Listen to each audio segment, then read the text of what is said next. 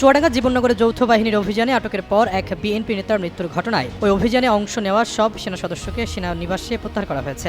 একই সঙ্গে সঠিক কারণ উদ্ঘাটনে একটি উচ্চপদস্থ তদন্ত কমিটি গঠন করা হয়েছে। মঙ্গলবার আন্তঃবাহিনী জনসংযোগ পরিদপ্তর আইএসপিআর এক সংবাদ বিজ্ঞপ্তিতে এই তথ্য জানিয়েছে। এতে বলা হয়েছে, গত 12 জানুয়ারি আনুমানিক রাত 11টায় চুয়াডাঙ্গা জেলার জীবননগর উপজেলার সুনির্দিষ্ট গোয়েন্দা তথ্যের ভিত্তিতে অবৈধ অস্ত্র উদ্ধারের লক্ষ্যে যৌথ বাহিনী দিয়ে একটি বিশেষ অভিযান পরিচালনা করা হয়। অভিযানকালে জীবননগর উপজেলা স্বাস্থ্য কমপ্লেক্স সংলগ্ন একটি ফার্মেসি দোকান থেকে অবৈধ অস্ত্র রাখার অভিযোগে মোহাম্মদ শামসুজ্জামান ওরফে ডাবলুকে আটক করা হয়। পরে আটক ব্যক্তির দেওয়া তথ্যের ভিত্তিতে টহল দল ওই ফার্মেসিতে তল্লাশি চালিয়ে একটি 9 মিমি পিস্তল, একটি ম্যাগজিন ও 4 রাউন্ড গুলি উদ্ধার করে। অভিযান শেষে আটক ব্যক্তি হঠাৎ অসুস্থ হয়ে অচেতন হয়ে পড়লে তাকে দ্রুত জীবননগর উপজেলা স্বাস্থ্য কমপ্লেক্সে নিয়ে যাওয়া হয়। পরে আনুমানিক রাত 12:25 কর্তব্যরত চিকিৎসক তাকে মৃত ঘোষণা করেন। এই ঘটনাটি অনাকাঙ্ক্ষিত, দুঃখজনক ও কোনোভাবেই গ্রহণযোগ্য নয় উল্লেখ করে আইএসপিআর জানায়, ইতিমধ্যে ওই ক্যাম্পের কমান্ডার ও অভিযানে অংশগ্রহণকারী সব সেনা সদস্যকে সেনানিবাসে প্রত্যাহার করা হয় এবং সঠিক কারণ উদ্ঘাটনের উদ্দেশ্যে একটি উচ্চপদস্থ তদন্ত কমিটি গঠন করা হয়েছে। তবে তদন্তে দোষী সাব্যস্ত ব্যক্তিদের বিরুদ্ধে সেনা আইন অনুযায়ী যথাযথ আইনানুগ ব্যবস্থা গ্রহণ করা হবে।